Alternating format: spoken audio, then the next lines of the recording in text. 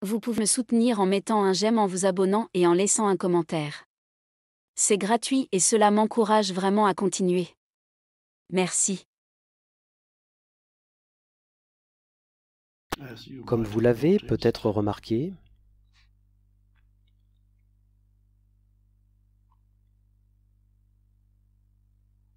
il faut toujours un certain temps avant que je commence à parler.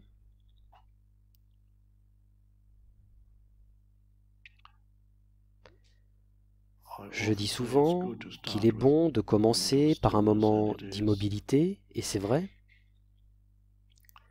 mais la raison principale, c'est que je ne sais pas quoi dire.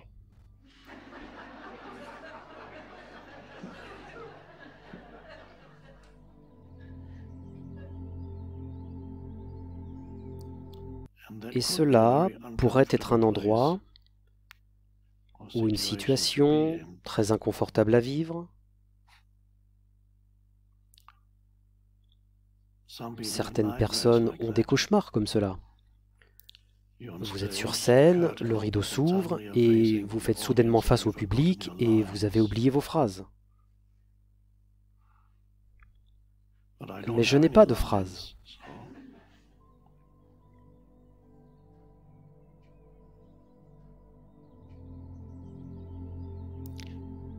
Alors, voici le secret.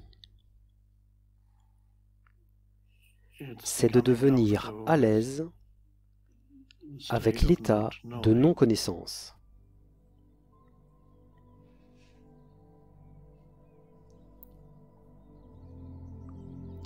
Sinon, ce serait horrible.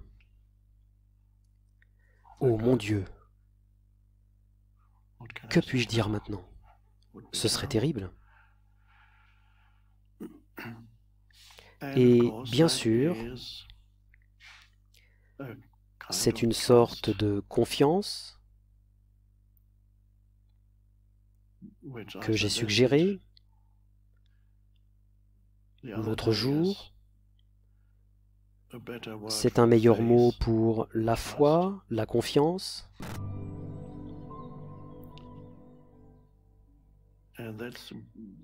Et c'est extrêmement important pour se sentir à l'aise avec le fait de ne pas savoir. Mais ce que vous faites, quand vous vous sentez à l'aise avec la non-connaissance, est que vous entrez dans l'état de connaissance non conceptuelle. Mais il se peut que vous soyez mal à l'aise avec le fait de ne rien savoir sur le plan conceptuel, de la pensée, en d'autres termes. Donc une autre façon de le dire est de dire que quand je viens ici, je m'assois et je ne pense pas parce que c'est l'état de non-connaissance.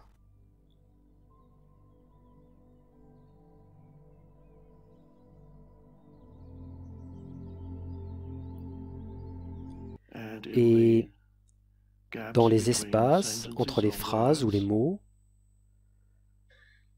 je ne pense pas non plus, il n'y a pas de nouvelles phrases ou mots déjà en préparation, cela vient juste, et c'est pour vous. Je dis ça parce que c'est aussi un état de conscience dans lequel vous pouvez entrer et vous le faites à un certain degré quand vous n'étiquetez pas les choses, quand vous prenez du recul par rapport à la pensée et vous sentez à l'aise avec le simple fait d'être présent.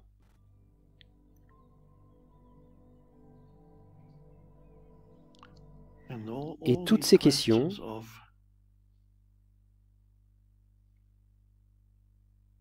comme celle de l'estime de soi, qui sont apparemment un problème pour beaucoup de gens.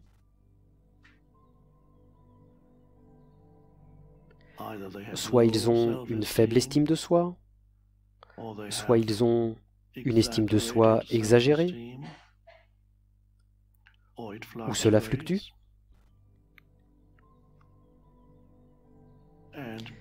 Et il y a des livres écrits sur la façon dont vous pouvez améliorer votre estime de soi, et probablement des ateliers. Je ne sais pas ce qu'ils vous apprennent, peut-être que c'est bon, peut-être pas. Mais la chose simple est que dans cet état de non-pensée, mais de grande présence, toutes ces questions sur l'estime de soi se résolvent dans la vacuité. Parce que vous ne cherchez plus une certaine valeur perçue dans un sens conceptuel de soi, la personnalité, et vous pouvez sentir le pouvoir qui est à l'intérieur de vous. Cela n'a rien à voir avec une personne, et c'est de là que vient votre estime de soi. Et ce n'est pas comparable à l'état normal de conscience par lequel l'estime de soi est toujours en train de comparer. Comment est-ce que je m'évalue par rapport à cette personne et cette personne? Quel est son niveau de connaissance, de force, son apparence extérieure, son statut, ses biens, sa beauté? Et bien sûr, il y a toujours le fait que vous êtes toujours inférieur à certains, dans un ou deux ou trois domaines. Et vous pouvez être supérieur à certains, dans un ou deux autres domaines.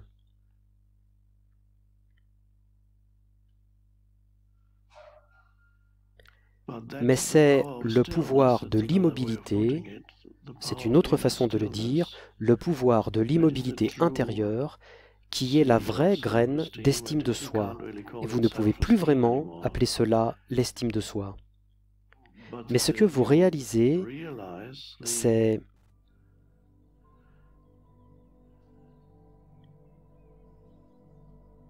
la valeur infinie que vous, non que vous possédez, mais que vous êtes, qui est l'essence même qui sous-tend l'univers entier, la lumière du monde. Et vous ne vous comparez plus aux autres, vous ne vous sentez ni inférieur ni supérieur.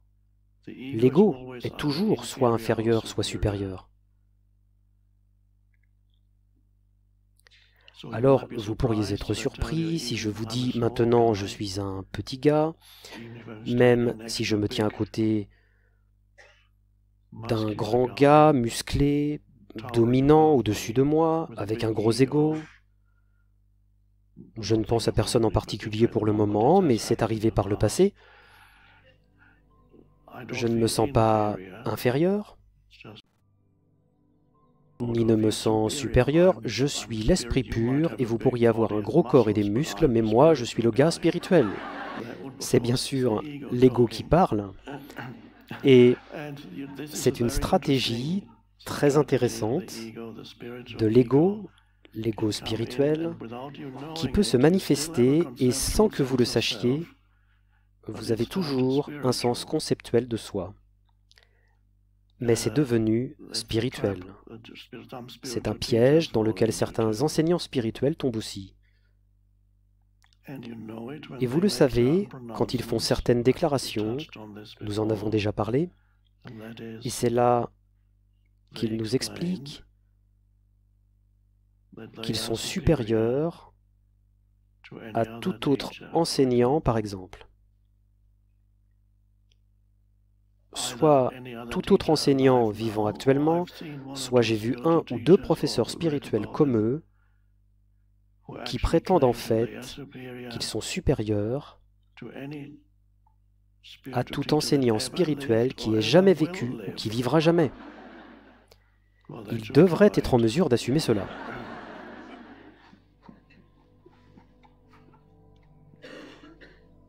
Ici ou dans toute autre galaxie.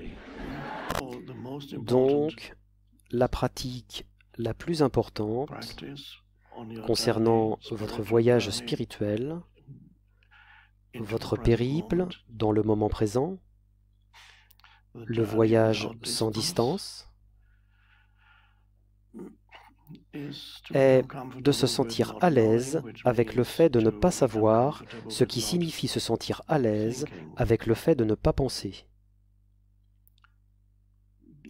Vous n'avez pas besoin d'exiger que ce soit sur de longues périodes où vous ne pensez pas, juste des moments où simplement vous regardez, écoutez, percevez ou êtes. Et vous ne savez rien à ce moment. Pas conceptuellement, mais vous accédez à la source de toute connaissance, connaissance de tout savoir.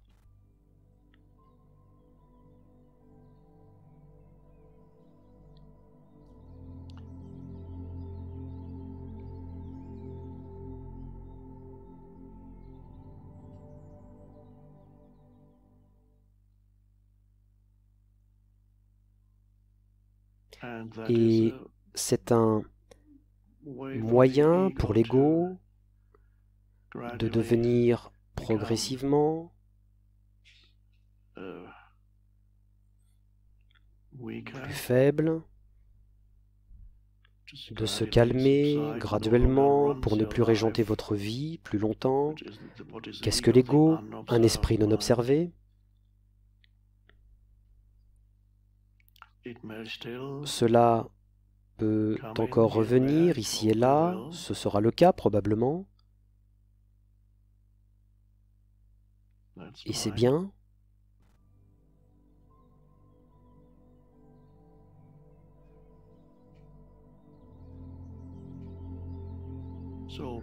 Donc, une partie de la démarche consiste bien sûr à accorder plus d'attention au moment présent, parce que plus vous pensez, plus vous générez de futur. Et plus vous accordez d'attention au moment présent, et moins vous pensez, parce que pour être vraiment présent, vous n'y pensez pas, vous êtes juste avec lui et lui donnez votre attention. Je recommande les petites choses de la vie, être plus attentif à toutes les petites choses qui composent chaque heure de chaque jour, chaque minute de chaque heure, et leur accorder plus d'attention.